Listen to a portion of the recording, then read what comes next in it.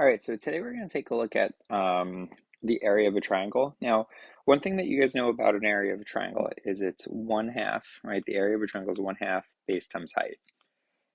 And that's great when we're dealing with right triangles because when we're dealing with a right triangle, one thing that we kind of have going on here is that one of the legs of the right triangle is the height of the right triangle. So we could find the area of this first right triangle just by taking one half of 5 times 12, right? Just kind of old school there. When we have non-right triangles, we have to see the altitude. So in this case, this line right here in the middle, this is our altitude. So it would be one half of 20 times 8, right? Base times height. But sometimes we don't have that altitude, right? The height of the right triangle. So what's actually kind of helpful in this scenario is in order for us to find that height, we need to drop the altitude, which creates that right triangle.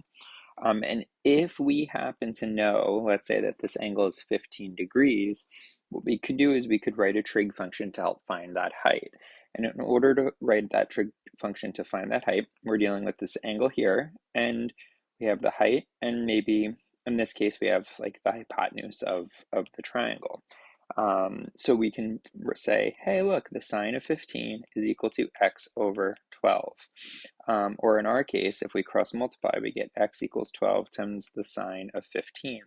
Now this represents, right, the height of our triangle. So there is a way for us to find the height if we're not given it, but it just involves a little bit of trig. So what that leads us to is the idea that, hey, you know what? We can find the height of any triangle. So we can use, right, some right triangle trig. We could use sine to help us find the area of any triangle. Now, this area formula works for any triangle. It does not have to be a right triangle. Basically, it's the area of a triangle is equal to one half, multiply two of their sides, and the sine of the included angle.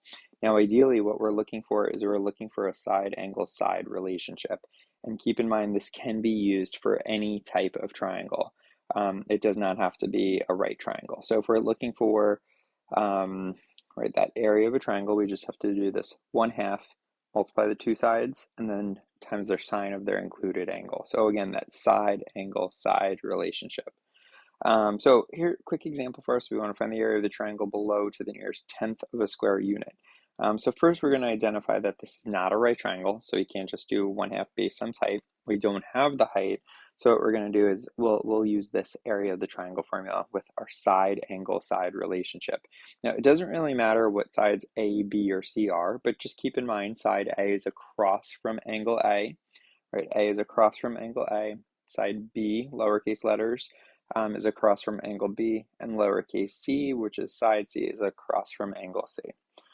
So in our case here, we don't have those letters, but we do have that side angle side relationship. So we could say that the area is equal to one half of 12 times 9 times the sine of 21. And really, all we need to do at this point is just type this into our calculator. So we do want to make sure that we have our calculator in degree mode, right? So I'm just double checking mine right now. Mine is in degree. And then I'm going to do one half, or you could type 0.5 if you want, times 12 times 9 times the sine of 21. And when I do that, rounding my answer to the nearest tenth of a square unit, I'm going to have 19.4, and then we have square units since we're dealing with area right here. So right, that's how we deal with our area of any type of triangle we could use as long as we have that side angle side relationship.